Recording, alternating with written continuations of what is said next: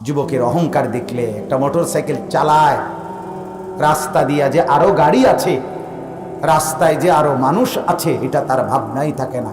মনে হয় তারে ফিসে কুত্তা কামড় দিছে আর সে কুত্তার মতো দৌড়াইতে আছে। এইরকম ভাবে মোটর সাইকেল চালায়।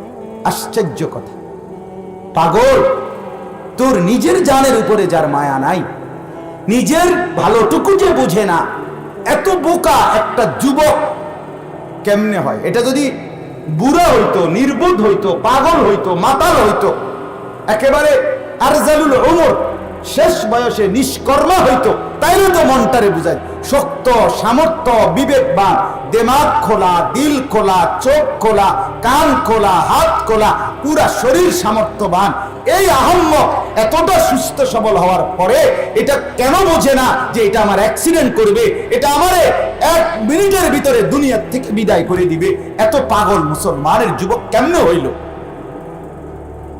আপনি বলেন, এটা কি? কেমন আশ্চর্য কথা!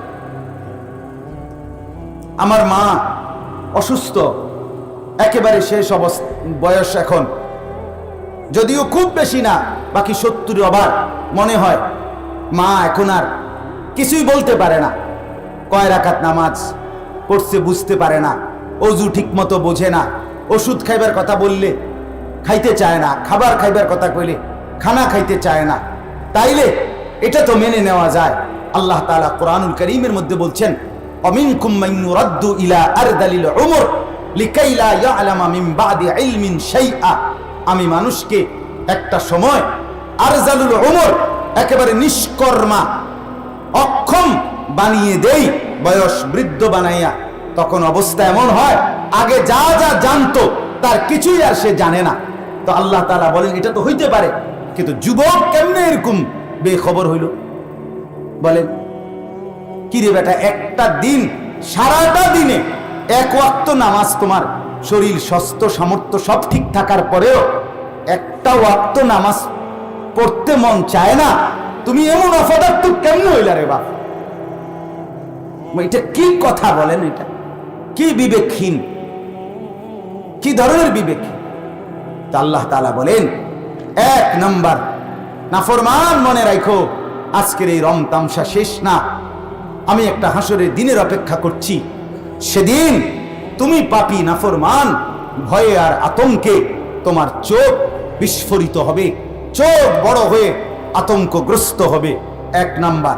2 নাম্বার, মুহতিঈনা মুকনিঈ রুউসিহিম।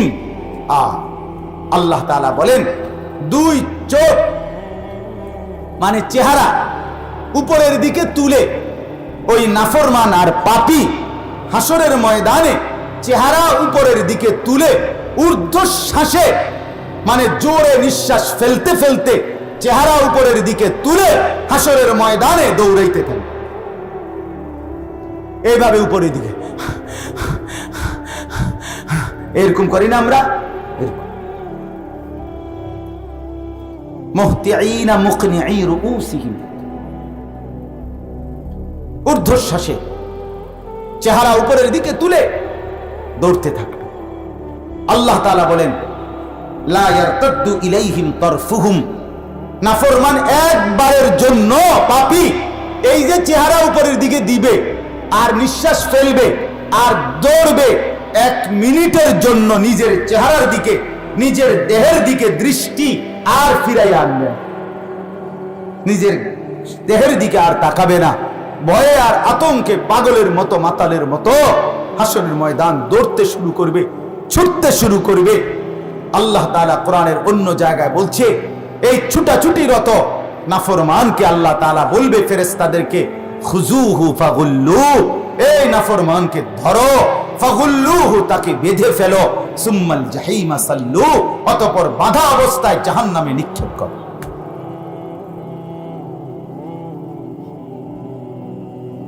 ওয়া আফইদাতুহুম হাওয়া।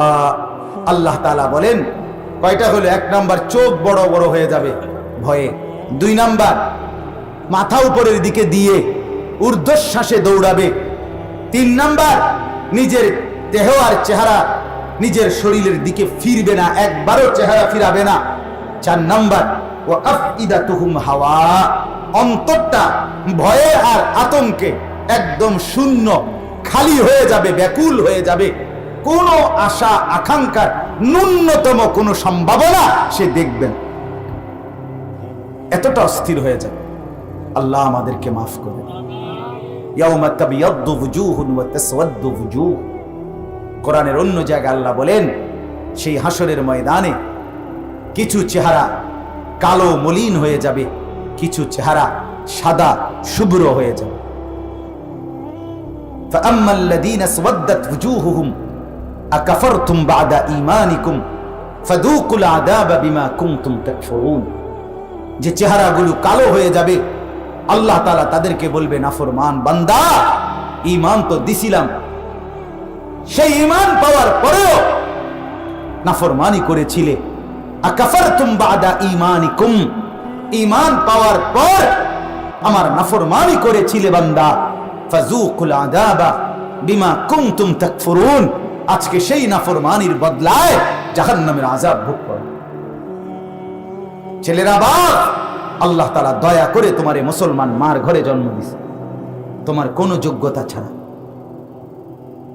তোমার কোনো আবেদন ছাড়া। লাম ইয়াকুন শাইআম মাযকুরা, আমি আর তুমি এই পৃথিবীতে আসার আগে উল্লেখিত কোনো বস্তু ছিলাম না, কোন আদমশুমারিতে আমাদের নাম ছিল না, কোন মেম্বার চেয়ারম্যানের সুপারিশ ছিল না, পৃথিবীর কেউ জানতো না আমি আসবো কিনা, কেউ জানতো না। রব্বুল আলামিন বলে, শুধু আমার ফয়সালা ছিল বলে তুমি পৃথিবীতে আসছো, ঠিক কিনা বলেন না? তাইলে আল্লাহ তাআলা দয়া করে ঈমানদারের ঘরে জন্ম দিয়েছে। জন্মের পর থেকে শুনছি আযানের ধ্বনি, আল্লাহু আকবার। কি পরিমাণ সৌভাগ্য! পৃথিবীর 600 কোটি মানুষ, আজকের এই পৃথিবীতেও যদি 800 কোটি মানুষ হয়, যদি 200 কোটিও মুসলমান হয়, তো এখনো রানিং 600 কোটি মানুষ। আল্লাহ তাআলা তাদেরকে ঈমানদারের ঘরে জন্ম দেয় নাই, তারা মুমিন হয় নাই। মিয়া রব্বুল আলামিন আমার কোন যোগ্যতা ছাড়া আল্লাহ তাআলা তার নিজ ফজলে, নিজ দয়ায় আমার এক মুসলমানের ঘরে জন্ম দিছে। এর চাইতে বড় সৌভাগ্য আর কি হইতে পারে বাপ? আয় হায়, আমরা সেই ঈমান ভুলে গিয়ে, আল্লাহকে ভুলে গিয়ে, মুসলমানের পরিচয় ভুলে গিয়ে চুল দ্বারাও দেখাই আল্লাহকে, আল্লাহ তোমাকে পছন্দ করি না। দাড়ি কেটে কেটে আল্লাহকে দেখায়, আল্লাহ তোমাকে পছন্দ করি না। সুদের টাকা গুনে গুনে আল্লাহকে দেখায়, আল্লাহ তোমার হুকুম মানি না। মিথ্যা বলে বলে, চুরি করে করে আমরা আল্লাহকে দেখাই। উলঙ্গ ছবি দেখে দেখে যুবক বলতে চায়, আল্লাহ তোমাকে ভালোবাসি না, রাসূলকে ভালোবাসি না। বেপর্দা নারী, বেহায়া নারী পরকীয়ায় আসক্ত হয়ে নিজে ভিন পুরুষের সাথে অবৈধ সম্পর্ক করে আল্লাহকে জানায়, আল্লাহ তুমি নিষেধ করেছো, আমি করছি কেন? তোমাকে পছন্দ করি না, তোমাকে পছন্দ করি না। আল্লাহ তাআলা যেন তখন বলে, হায় বান্দা, তাইলে কেন দিলাম তোরে ঈমানদারের ঘরে জন্ম? হায় বান্দা, তোরে কেন ঈমানদারের ঘরে দিলাম?